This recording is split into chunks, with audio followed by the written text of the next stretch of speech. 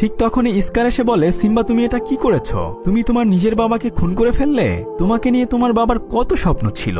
Simba বলে, চাচু আমি কিচ্ছু করিনি, এটা একটা দুর্ঘটনা। কিন্তু স্কার তখন সিম্বাকে বলে, তোমার মা যদি জানতে পারে তোমাকে বাঁচাতে গিয়ে তোমার বাবা মারা গিয়েছে তাহলে সে অনেক বেশি কষ্ট পাবে। সিম্বা তখন বলে, আমি এখন কি করব চাচু? স্কার বলে, তুমি এই রাজ্য থেকে পালিয়ে যাও, কখনোই আর এখানে ফেরত আসবে না।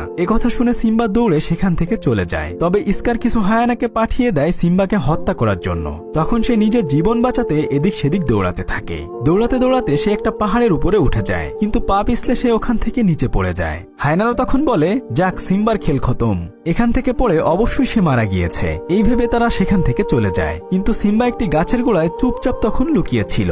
এরপর সে নিজের বাবার মৃত্যুর অপবাদ নিয়ে সবাইকে ছেড়ে অনেক দূরে চলে যায়। ওদিকে স্কার সবাইকে বলে, মুফাসা অনেক ভালো রাজা ছিল, আমার ভাইয়ের মৃত্যুতে আসলে আমি অনেক বেশি কষ্ট পেয়েছি। সেই সাথে সিম্বাও মারা গিয়েছে। এখন থেকে আমি এই রাজ্যের রাজা, তাছাড়া আমি এই রাজ্য একা সামাল দিতে পারবো না, সেজন্য আমার কিছু সঙ্গী প্রয়োজন।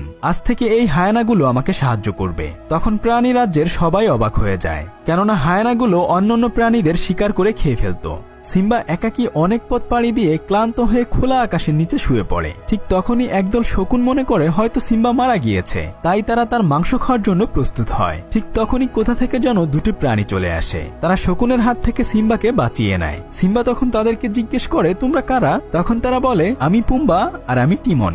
যাই হোক, শকুনের হাত থেকে আমরা তোমাকে বাঁচিয়েছি। সিম্বা তখন মন খারাপ করে বলে, আমার আর বেঁচে থেকেই বা কি লাভ? পুম্বা আর টিমন তখন ভাবে, যদি আমাদের সাথে আমরা একটা সিংহকে রাখতে পারি তাহলে অবশ্যই অনেক বেশি ভালো হবে। তাই তারা তখন হাকুনা মাটাটা গান গেয়ে সিম্বার মন ভালো করে দেয়। এরপর তারা দুজন মিলে